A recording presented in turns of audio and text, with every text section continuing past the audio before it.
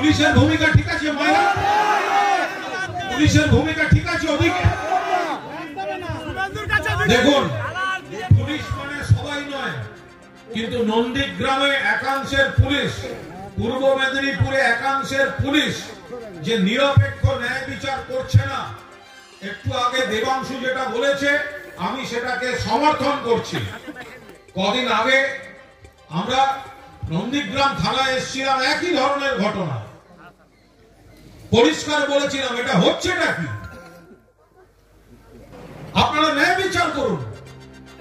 তৃণমূল কংগ্রেসের দায় দায়িত্ব বেশি, কারণ আমরা সরকারি দল, আমাদের ধৈর্য ধরতে হবে, আমরা কোনো চড়া মানসিকতা নিতে পারি না। সেই সুযোগ নিয়ে আমাদের ছেলেরা, আমাদের সমর্থকরা, তাদের পরিবার মার খাবে, আর পুলিশ দাঁড়িয়ে দাঁড়িয়ে দেখবে, বিজেপি ঘুরে বেড়াবে, পুলিশ এমন এমন স্টেপ নেবে, এত লুজ মামলা দেবে, বল বাড়িয়ে দিচ্ছে, আর সেটা নিয়ে হাইকোর্টে গিয়ে স্টে নিয়ে আসবে। এই খেলা কিন্তু চলতে পারে না, 2021-এর পর থেকে দাদা চলেই আসছে, এটা চলতে পারে না। আমার আরো খারাপ লাগলো, গুরুপদ স্ত্রী বললেন, আজকে সকালে বিরোধী দলনেতা শুভেন্দু বাবুকে দেখলাম, চোর শুভেন্দু নন্দীগ্রাম থানার সামনে দাঁড়িয়ে উনি একটা টেকনিক্যাল কথা বললেন। ছাড়ুন না, যেটা দরকারি সেটা শুনুন। আরে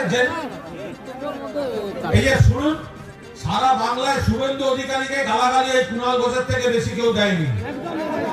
তাহলে আমাকে শেখাবেন না কখন কি বলতে হয়, যেটা আইনের কথা আইনে বলতে দিন।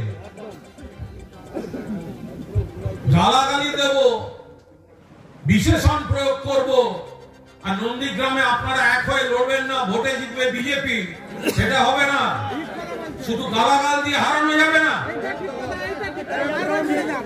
শুনুন, আজকে উনি ওখানে বললেন কেন দুটো এফআইআর হয়েছে, অর্থাৎ ওইটা দিয়ে ঢুকবে, কিন্তু হাইকোর্টে এবার দেখবেন সে বিচারপতিদের তো এখন নাম বলে দেওয়া যায়, কারা কোন দিকে রায় দেবে বলে দেওয়া যায় না।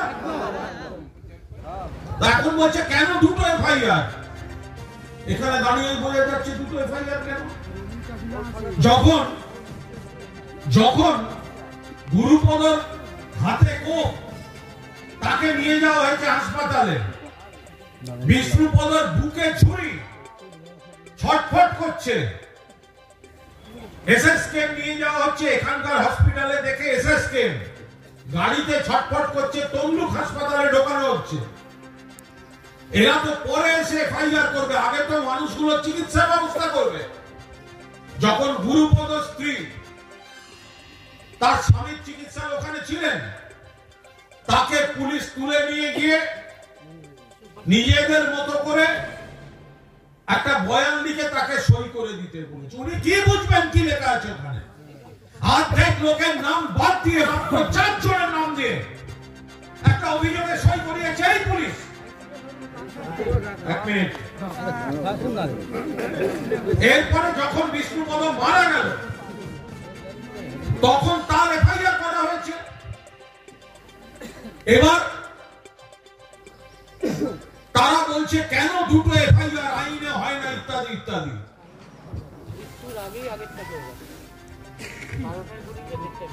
আহত থাকাকালীনই হয়ে গেছে। তাহলে এইভাবে কারা দোষীদের এসকেপ রুট করে দিচ্ছে?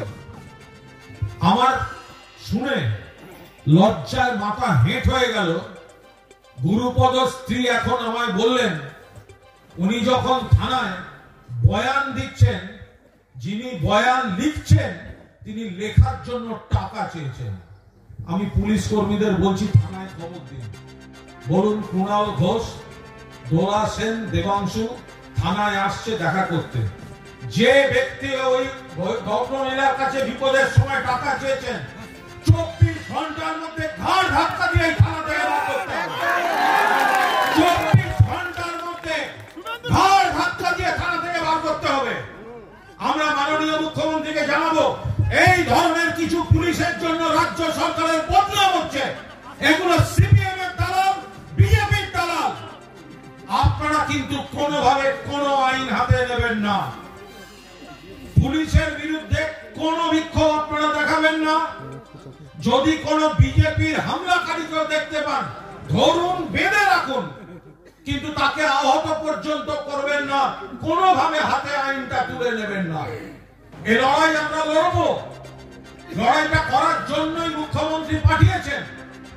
কিন্তু আমরা আগের দিনও নন্দীগ্রাম থানার সামনে থেকে বলেছি, পুলিশের প্রতি আমাদের কৃতজ্ঞতা আছে। পুলিশ কর্মীরা যেভাবে কাজ করেন ঘর বাড়ি ছেড়ে, অধিকাংশ ভালো, নইলে সমাজটা টিকতো না। কিন্তু কয়েকজন বুকের মধ্যে সিপিএম নিয়ে সেই জমানা থেকে লুকিয়ে আছে। এই লোকগুলোই এখন তৃণমূলকে বেইজ্জত করার জন্য বিজেপির হয়ে কাজ করছে। এদের নাম ঠিক করে রাখুন। 26 সালে 250 আসন নিয়ে মমতা ব্যানার্জি আবার মুখ্যমন্ত্রী হবেন। আজকে যে সমস্ত পুলিশ কর্মীরা অন্তর্ঘাতের চেষ্টা করছেন, তাদের বেছে বেছে বাঘ পাহারা দিতে সুন্দরবনে পাঠাবো, চিহ্নিত করে রেখে দিবেন। যারা মানুষের পাশে থাকবেন, মানুষ ন্যায় বিচার, যদি তৃণমূলের কেউ অন্যায় করে থাকে ধরুন, আইনে বিচার করুন। কিন্তু বিজেপির হয়ে সিপিএম এর এককালীন হারমাদরা বাড়িতে ঢুকে মায়ের সামনে, এটা তো সেই সাই বাড়ি মনে পড়ছে। সাই বাড়িতে সিপিএম তারা দুজনকে খুন করে রক্ত মাখা ভাত খাইয়ে দিয়েছিল মাকে। আজকে যখন ওই মা দোলার হাত ধরে কাঁদছেন, মনে হচ্ছে দ্বিতীয় সাই বাড়ির জমানা ফিরিয়ে আনছে এই সিপিএম আর এই বিজেপি। কোন অবস্থায় বাংলায় আমরা এই জিনিস হতে দিচ্ছি না, হতে দেব না। মনে রাখবেন, মুখ্যমন্ত্রীর নাম মমতা বন্দ্যোপাধ্যায়, দলের নাম তৃণমূল কংগ্রেস। সর্বভারতীয় সাধারণ সম্পাদক অভিষেক বন্দ্যোপাধ্যায় আছেন, গোটা পরিবার আছে, রাজ্য কমিটি আছে, জেলা কমিটি আছে, ব্লক কমিটি আছে, সবাই মিলে পাশে থাকবো। মুখ্যমন্ত্রী পাশে থাকছেন, কিভাবে ওদের রোজগার, চাকরি দেয়া যায়, কোন কর্মসংস্থানের ব্যবস্থা করা যায়, আমাদের উপর নির্দেশ আছে। আমরা সেই জিনিস, ওনাদের যা নিয়ম কানুনের বিষয় আছে আমরা জানিয়েছি, সেগুলো দেখছি। দুটি বাচ্চা ছেলে, একজন ক্লাস 8-এ পড়ে, একজন ক্লাস 5-এ পড়ে।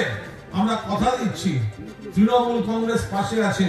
এদের দুজনের পড়াশোনার, উচ্চশিক্ষার, স্কুলের পরীক্ষা দেয়া, বইপত্র যা লাগবে, কোথাও 1 ইঞ্চি আমরা ওদের বাবাকে ফেরত দিতে পারবো না।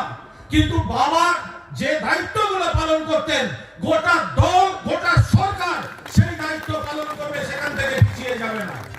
পুলিশের যারা আধিকারিক আছেন, অনুরোধ করছি, ওসিকে বলুন থানায় ঢুকে ঘরে গিয়ে বসুন। আপনার সঙ্গে কথা বলে বাইরে বিরোধী দলনেতা অনেক নাটক করে গেছেন, কিছু জবাব আমাদের দেওয়ার আছে, আপনাদের সঙ্গে কথা বলে দেব। আর কেন নন্দীগ্রামে বারবার পুলিশের বিরুদ্ধে অভিযোগ উঠছে, এই বিষয়টা কিন্তু পুলিশকে দেখতে হবে। দাদা, এখানে পুলিশ ক্যাম্প বসান পার্মানেন্টলি, কারণ আজ থেকে 6 মাস আগে তো এই ফ্যামিলির উপরেই অত্যাচারটা করেছিল, আর ওদের নামে এফআইআর হয়েছিল। কতজন তারা অ্যারেস্ট হয়েছে? কেউ অ্যারেস্ট হয়নি। সেই ফ্যামিলির একজন আজকে মারা গেল। দেখুন, এর আগে আজকে সকালে বলা হয়েছে, আজকে সকালে বলা হয়েছে যে এটা নাকি পারিবারিক লড়াই, এটা রাজনৈতিক নয়।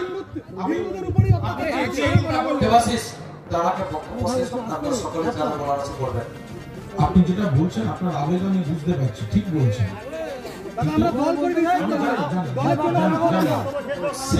এবার আমাদের বক্তব্য, কিসের পারিবারিক? এসব জায়গায় কেউ যদি কারো দুঃসম্পর্কের আত্মীয় বেরোয়, তার মানে পারিবারিক। এ একটা দল করছে, ও একটা দল করে, এই পরিবার একটা দল করে, সে একটা দল করে। সে যখন দলের হয়ে এসে হামলা করছে, একটা ভোটের দিনে হামলা করছে, তো সেটা পারিবারিক হয়ে গেল কি? হয় নাকি কখনো? সামনে এসে তো দাঁড়াতে পারতেন, দাঁড়াতে পারেননি, কারণ আপনি জানেন বিজেপির গুন্ডারা খুন করেছে, আপনি সেটা ধামা চাপা দিতে থানায় নাটক করতে গেছেন। চ্যালেঞ্জ করছি, যদি নন্দীগ্রামের বিধায়ক হওয়ার দাবি করে থাকেন, তাহলে 24 ঘন্টার মধ্যে এই গ্রামে, এই বাড়িতে, এই উঠোনে দাঁড়িয়ে এই বোনের কাছে হাত ধরে ক্ষমা চেয়ে যান। আমার গুন্ডারা পাপ করেছে, আমার গুন্ডারা